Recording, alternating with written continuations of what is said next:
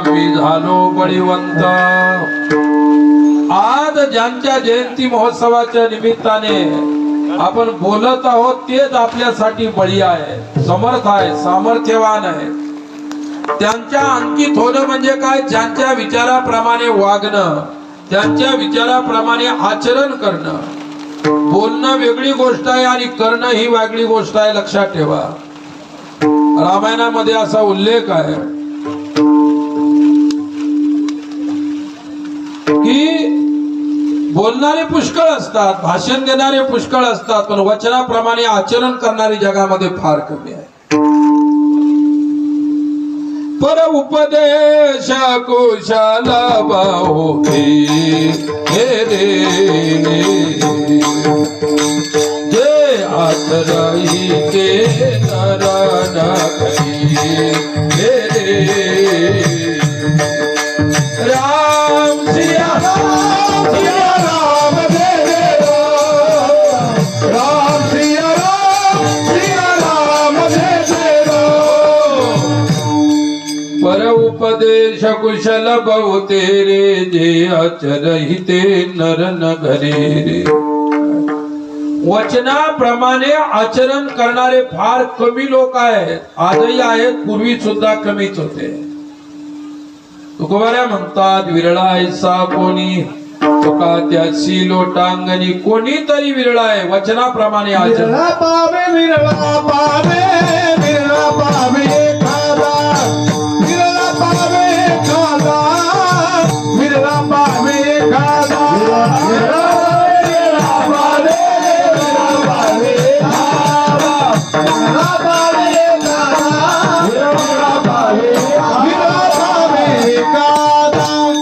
विरळा पावे विरळा पावे विरळा पावे एखादा, किंवा बोले तैसा चाले त्याची वंदावी पाऊले, तोची साधूळ खावा देवते तेची नावा। वचनाप्रमाणे आचरण करतो तो साधू आहे, नवे नवे तो प्रत्यक्ष परमेश्वर आहे, देव आहे। तुम्हाला एक उदाहरण सांगतो। एका श्रीमंत व्यक्तीचा मुलगा व्यसनाच्या नादी लागला। व्यसन काय असतात?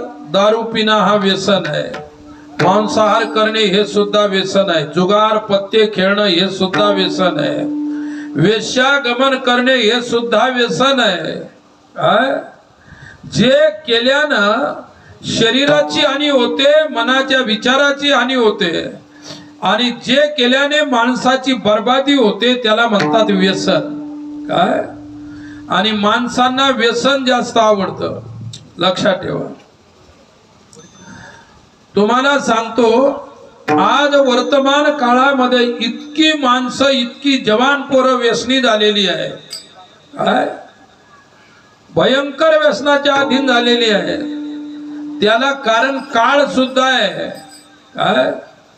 परवाच आमच्याकडे एक आला होता मुलगा, नाही म्हणताय त्याला 40-42 वर्षाचं वय होतं, आणि माझ्याकडे आला, म्हणजे महाराज मला नाही का आत्महत्या करावीशी वाटते। अरे म्हटलं झालं काय, बिघडलं काय? आई वडील नाहीत का? म्हणजे आई वडील आहे। काही पैशाची कमी आहे का? पैशाची काही कमी नाही, 50 एकर जमीन आहे, आणि मला सुद्धा 50,000 रुपये तनख्याची नोकरी आहे। अरे म्हटलं आई वडील आहे, जमीन जुमला आहे, तू एकटा आहे, 50,000 रुपये तनख्याची नोकरी आहे, मग तुला कशाबद्दल बरं असे आत्महत्या करावी वाटते? तो म्हणाला 10 वर्ष झाले प्रयत्न करतो पण लग्नच होत नाही। मग जगण्यात काय अर्थ आहे? अरे प्रत्येक गावामध्ये 15-15, 20-20 गाव पाहून 50-60 पैलवान नुसते रिकामे फिरून राहिले बिना लग्नाचे, कोणी पोरी द्यायला तयार नाही, लक्षात ठेवा। आणि तो म्हणाला मग आता काय राहण्यात अर्थ आहे, जीवन जगण्यात काय अर्थ आहे? एवढं सर्व काही आहे, बायको नाही, मी काय संसार करू शकतो? मी त्याला पुष्कळ समजावून सांगितलं, आत्महत्या करणं हेच काही जीवनामध्ये पर्याय नाही म्हटलं, पुष्कळ पर्याय आहे। काय पर्याय करू म्हटलं, बरोबर आहे त्याचं सुद्धा। आणि असा परेशान असलेल्या माणसाला काय समजावून सांगायचं हा सुद्धा प्रश्न पडतो, लक्षात घ्या।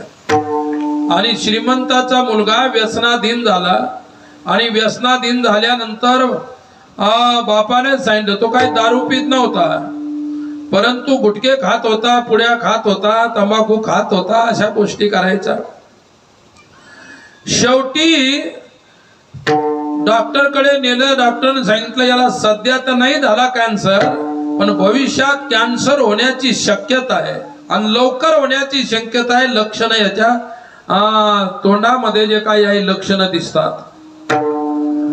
बापाला वाटलं एकुलता एक मुलगा आहे, संपत्तीचा वारस आहे, दुसरा मुलगा नाही, मला मुलगी नाही. पुष्कळ त्यांनी प्रयत्न केले, पुष्कळ इलाज केले, संपूर्ण इलाज संपले. इलाज संपल्यानंतर आमच्या सारखे बाबाजी लोक असतात, मग चला बाबाजीकडे जाऊ, काहीतरी मिळेल. मग आमच्या सारख्या लोकांकडे येऊन पाहतात, महाराज दवाखाने करून करून थकलो, आमकी औषध घेतली, तमकी घेतली, त्याच्याकडे गेलो, याच्याकडे गेलो, पण जमलं नाही. आता तुम्हीच सांगा काही असेल तर. आमच्याकडे काही दुसरा जादूटोना नाही, आम्ही जास्तीत जास्त चांगले विचार सांगू शकतो.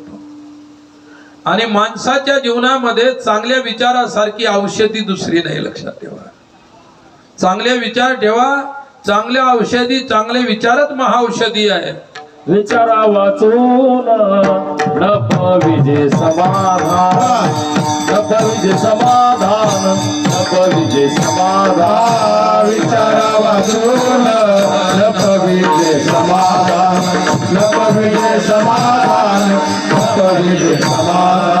विचारा वाचून नप विजय समाधान, नप विजय समाधान, नप विजय समाधान.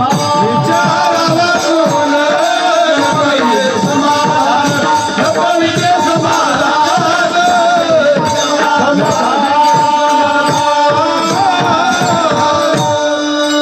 विचारा वाचून नप विजय समाधान. विचारामध्ये समाधान आहे. मग त्या मुलाच्या बापाने पुष्कळ लोकांना दाखवलं. कोणीतरी व्यक्ती भेटला, तो म्हणला कशाला जास्त फिरता, आपल्या पहाडामध्ये एक महाराज राहतात, त्यांच्याकडे जर त्यांनी चांगल्या चांगल्या लोकांना ठीक केलेलं आहे. हा त्याच्याकडे घेऊन गेला, त्या महाराजांच्याकडे. तो महाराज तिथं धुनी लावून बसलेला होता, एक झोपडं होतं. महाराज महाराज महाराज म्हणजे काय झालं, पोराला वाचवा, एकुलता एक आहे, असाचे व्यसन करतो. महाराजाने सांगितलं वाचेल ना पोरगा, देईल ना सोडून व्यसन. मग त्यानं विचारलं किती वाऱ्या करायला लागतील. काही भाषेमध्ये त्याला खेटा म्हणतात, कष्टात मारा खेटा, किती खेटा करणार. त्या खेटा तुमच्या मराठवाड्यात जास्त आहे. विठ्ठला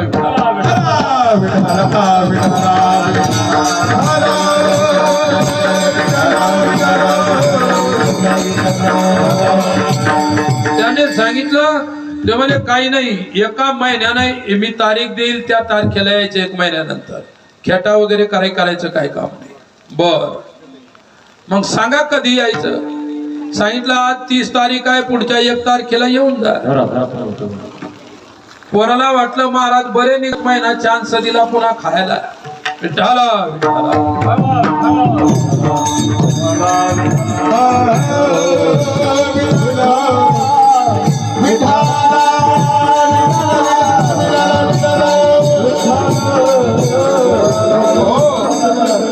आणि मग 1 महिन्यानंतर त्याने जेवढं खायचं प्यायचं, जेवढा खर्च करायचा केला. 1 महिन्यानंतर बापाने पुन्हा त्याला तिथं नेलं आणि नेल्यानंतर म्हणे महाराज आणला आता याला.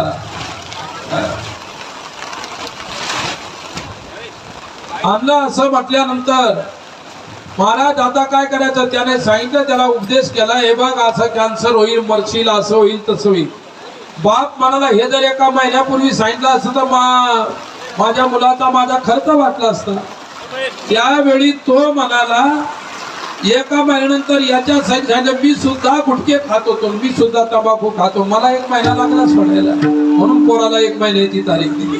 विठ्ठला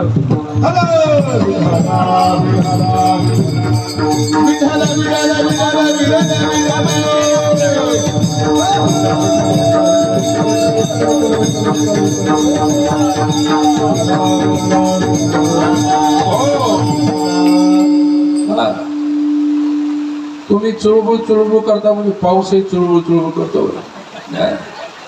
तसं मी फायद्यात आहे काशनान महाराज तुम्हाला आली म्हणा छत्री आता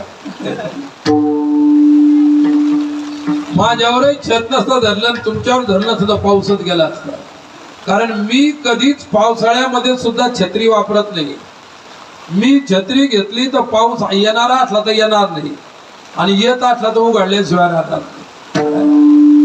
आता या पोराने धरलं व आमच्यावरती गोवर्धन पर्वतासारखं विठ्ठला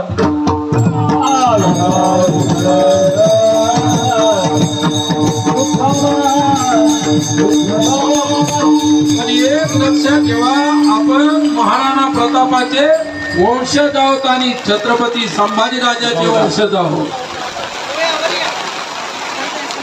आता पाणी वाढलेलं आहे बरं का पाण्याला जास्त राग यायला